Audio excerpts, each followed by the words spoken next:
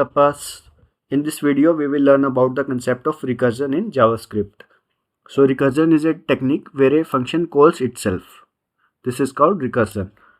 It is used in cases where repetitive tasks are involved, like in factorial or in countdown.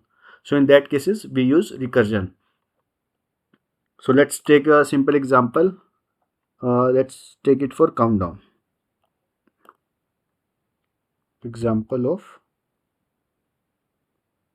recursion. Let's take the example of countdown. Countdown example. Okay, let's create a function. Function name is countdown.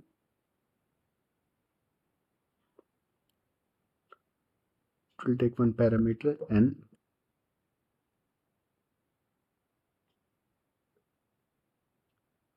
Let's write condition if n is lesser than or equals to 0,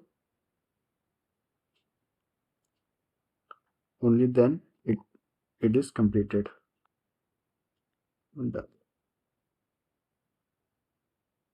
Okay, else print the number n and do recursion.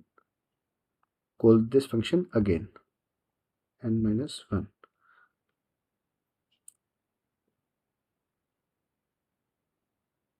So this is the recursive call with n minus 1, that is smaller number. Okay, and here we will call this countdown function. So we are passing 5 as the initial value. Okay, so this function is getting called countdown. Here value of n is 5 currently. Okay, here it is 5, and in if function 5 is lesser than or equals to 0, so it is false. So this condition is false because 5 is greater than 0, so it comes in else block, and here it will print 5. So 5 gets printed. Okay, so now it goes to this statement, countdown n minus 1. So now countdown is n minus 1 means 4. Now it is 4. Okay, so now this function is again getting called with n as 4. Now n is 4. 4 is lesser than or equals to 0. This is false, so it goes in else condition. Now it is printing 4 because the value of n is 4. Okay, now it will go into the countdown n minus 1. So n minus 1 means 4 minus 1, it will be 3. So 3 will pass here. Okay, so again the condition is false because 3 is greater than 0. It goes here, it will print 3. Okay, so now countdown 3 minus 1. So the parameter here will be 2. 2 is greater than 0. This condition is false. It will go in else condition. It will print 2. So now countdown has argument 1.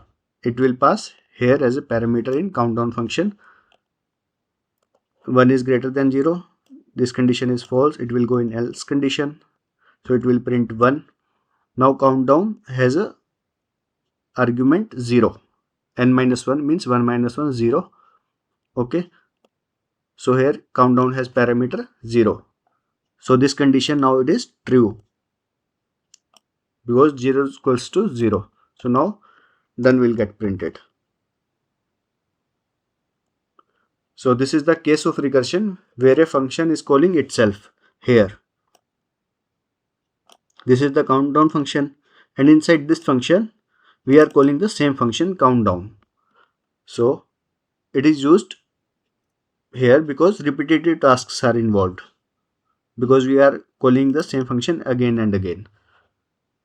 So let's check it in the terminal.